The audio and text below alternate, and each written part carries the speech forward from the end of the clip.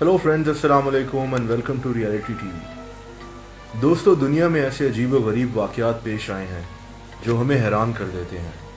दुनिया की तारीख में ऐसे कई वाक़यात पेश आए जिनका अब तक किसी को समझ नहीं आ सकी। साइंस ने इतनी तरक्की कर ली है, लेकिन फिर भी कुछ वाक़यात हमारी समझ से अभी तक बाहर हैं। इन वाक़यात में हवाई जहाज़ों का अचानक हवा में गायब हो जाना भी है। तारीख में ऐसे कुछ अनोखे वाक़यात पेश आए जिनमें हवाई जहाज़ हवा में ही कहीं गायब हो गए। सालों तक उन हवाई जहाज़ों की छानबीन की गई, लेकिन उनको ज़मीन खा गई या आसमान निगल गया, कुछ समझ नहीं आ सकी। इस वीडियो में मैं आपको ऐसे ही कुछ लापता जहाज़ों के मुतालिक बताऊंगा जिनको सुनकर आप हैरान ज़रूर रहेंगे। हाल ही में मलेशियन जहाज़ फ्लाइट 370 ऐसा गायब हुआ कि 3 साल की सर्च के बाद भी वो जहाज़ ना मिल सका। उस जहाज को ढूंढने के लिए तारीख की सबसे महंगी सर्च की गई, जिसमें बैक वक्त 15 ममालिक शामिल थे, लेकिन कोई ठोस सबूत नहीं मिल सका।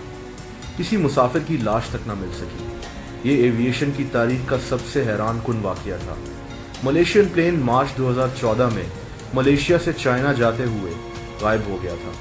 इन्वेस्टिगेटर्स के मुताबिक ये जहाज इंतहाई तेज रफ्तार में क्रैश हुआ, लेकिन कैसे, कब और कहां, किसी को अभी तक कुछ पता नहीं चल सका। इस जहाज में 239 मुसाफिर सवार थे। 3 साल मुसलसल ढूंढने के बाद कुछ सबूत तो मिले, लेकिन ये नहीं कहा जा सकता था कि ये सबूत उसी जहाज के मुतालिक हैं। आज तक इस जहाज का कुछ पता नहीं चल सका। इस जहाज से मिलते जुलते कुछ टुकड़े जरूर मिले, लेकिन यकीन से नहीं कहा गया कि ये उसी जहाज के टुकड़े हैं। दोस्तों, बात करते हैं उस जहाज की जिसकी कहानी इंतहाई हैरानकुन है। इससे पहले मैं आपको एक बात बता दूं कि ये वाकया उस वक्त के अखबारात में रिपोर्ट हुआ था और काफ़ी अरसे तक इस वाकये पर बात होती रही। तो मैं आपको सिर्फ इस वाकये के मुतालिक बता रहा हूँ।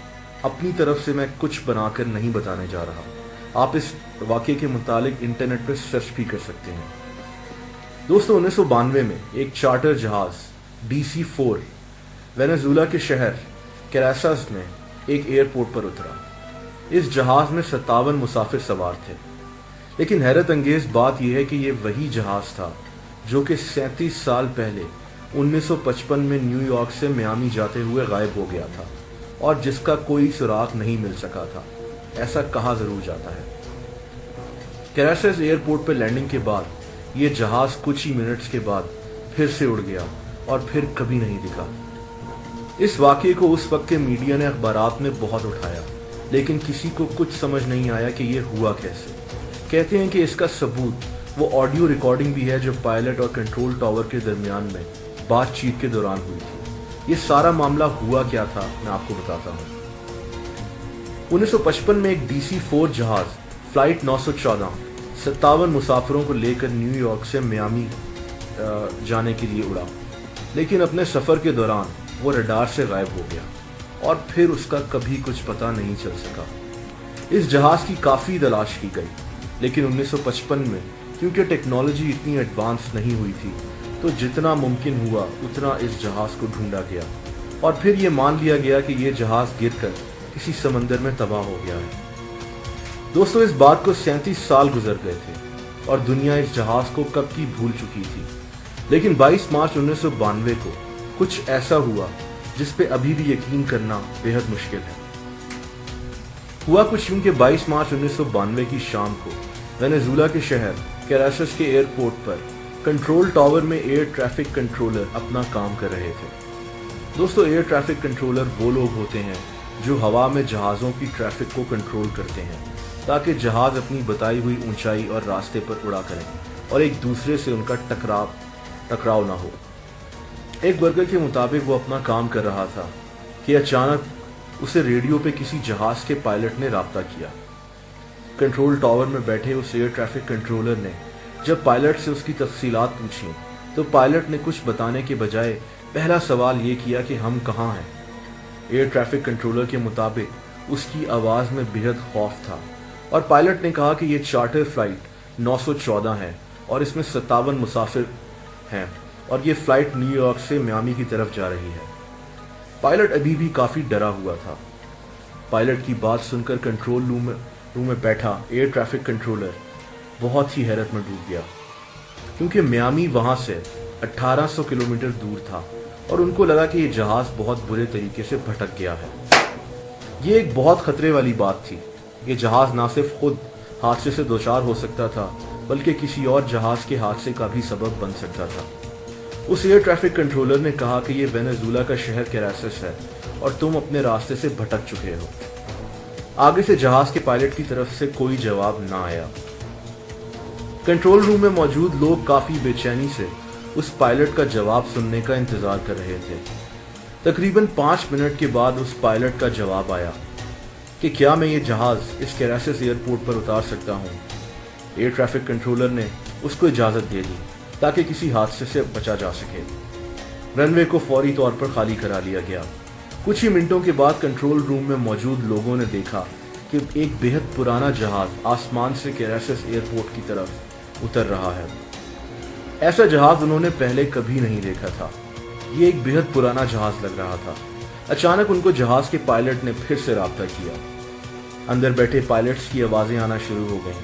دونوں پائلٹس آپس میں بات کر رہے تھے کہ یہ کیا ہے۔ تبھی ایک پائلٹ نے ان سے کہا کہ یہ فلائٹ نیو یارک سے آئی ہے اور اسے میامی ایئرپورٹ پر 9:55 پر 12 اگست 1955 کو اترنا ہے۔ کنٹرول روم میں بیٹھے ایئر ٹریفک کنٹرولر نے حیرانی سے جواب دیا کہ تم کیسی باتیں کر رہے ہو، یہ 21 مئی 1992 ہے۔ پائلٹ نے آگے سے حیرانی سے چیخ کر او مائی گاڈ کہا۔ کنٹرول روم نے ان کو پینک نہ کرنے کو کہا اور جہاز کو اتارنے کو کہا۔ جہاز اب لینڈ کر چکا تھا۔ یہ کافی پرانا جہاز لگ رہا تھا۔ کنٹرول روم نے پائلٹس کو کہا کہ وہ اپنے گراؤنڈ کریو کو ان کی مدد کرنے کے لیے بھیج رہے ہیں۔ گراؤنڈ کریو فوراً جہاز کی طرف بڑھا اور جہاز کے اندر چلے گئے۔ ان کے مطابق جب وہ پائلٹس کی طرف بڑھے تو پائلٹس نے کہا کہ نہیں، تم ہم سے دور رہو اور ہم یہاں سے ابھی جا رہے ہیں۔ گراؤنڈ کریو کے مطابق مسافر اور پائلٹ بہت پریشان اور ڈرے ہوئے لگ رہے تھے۔ پائلٹ نے گراؤنڈ کریو کو ہاتھ کے اشارے سے وہیں رکنے کے لیے کہا۔ وہ بہت گھبرایا ہوا تھا۔ اس پائلٹ کے ہاتھ میں ایک کیلنڈر تھا جو کہ گر گیا اور کریو ممبرز میں سے ایک بندے نے وہ کیلنڈر اٹھا لیا۔ آپ اس کیلنڈر کو دیکھ سکتے ہیں جو 1955 کا تھا۔ اس کے بعد وہ جہاز وہاں سے اڑ گیا اور پھر کبھی نہیں دکھا۔ دوستو، جیسا میں نے آپ کو پہلے بتایا کہ اس واقعے پر یقین کرنا مشکل ہے، لیکن یہ اس وقت کے اخباروں میں رپورٹ کیا گیا اور اس واقعے کے کافی ڈسکشنز ہوئی اس واقعے کے متعلق کافی۔ ایئر ٹریفک کنٹرولر کے مطابق اس بات کے گواہان وہاں پر موجود لوگ ہیں۔ جیسے میں نے پہلے کہا کہ کتنا سچا واقعہ ہے، میں اس بارے میں کچھ نہیں کہہ سکتا۔ دوستو، PIA کا ایک جہاز بھی ایسے ہی غائب ہوا تھا اور آج تک کسی کو پتہ نہیں چل سکا کہ یہ جہاز اور اس میں بیٹھے ہوئے مسافر کہاں گئے۔ 25 اگست 1979 کو تقریباً 7:36 پر PIA کا فوکر F-27 جہاز فلائٹ 404 گلگت سے اسلام آباد جا رہا تھا۔ اس جہاز میں 49 مسافر اور 5 کریو ممبرز سفر کر رہے تھے۔ یہ وہی روٹ تھا جس پہ حال ہی میں PIA کا ایک اور جہاز گر کر تباہ ہو گیا تھا۔ 7:30 بجے اس نے اڑان بھرنی تھی اور اڑان بھرنے کے صرف 4 منٹ بعد پائلٹس نے کنٹرول ٹاور سے رابطہ کیا۔ یہ رابطہ نارملی ہر پائلٹ اڑان بھرنے کے فوراً بعد کنٹرول ٹاور سے ضرور کرتا ہے، لیکن یہ رابطہ پائلٹ کی طرف سے آخری رابطہ تھا۔ اس کے بعد یہ جہاز ریڈار سے غائب ہو گیا اور پھر اس کا کچھ پتہ نہ چل سکا۔ پاکستان آرمی کی طرف سے اس جہاز کو ڈھونڈنے کی بہت کوشش بھی کی گئی، خاص طور پر دنیا کے اونچے ترین پہاڑوں میں سے ایک ناگا پربت کے ارد گرد کافی دیکھا گیا، لیکن اس جہاز کا کوئی ٹکڑا بھی نہیں مل سکا۔ کہا جاتا ہے کہ یہ جہاز ہمالیہ کے اونچے ترین برف پوش پہاڑوں میں گر کر کہیں تباہ ہو گیا ہوگا۔ دوستو، امید ہے آپ کو یہ ویڈیو اچھی لگی ہوگی اور آپ کی معلومات میں اضافہ ہوا ہوگا۔ ایسی مزید انٹرسٹنگ ویڈیوز دیکھنے کے لیے اس چینل کو سبسکرائب ضرور کر دیں۔ اس ویڈیو کو لائک کرنا مت بھولیے گا۔ اپنا خیال رکھیں۔